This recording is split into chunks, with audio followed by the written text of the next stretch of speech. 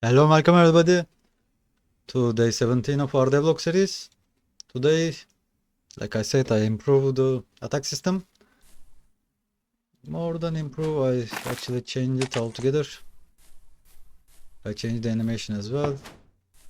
It takes so much time, so much debugging. Text at the left are for me to debug. It says one thing at the start of the animations, one at the touch, as you can see, and one at the end. It's a much more better shape system than the previous one, and it is very adjustable to the weapon and animation styles. It still uses a capsule component, and when it overlaps it throws a sphere trace, and when its sphere trace hits something, as you can see, it gives me stone and it hits. I'm going to change the damage per weapon, but not for now. After that, it closes the collision, so you can only hit once per animation.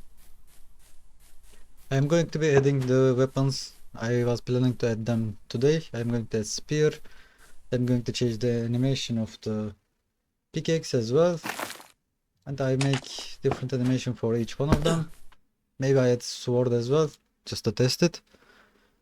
And I was planning to do them today, but it took much more time than I wanted to. So I will do that tomorrow.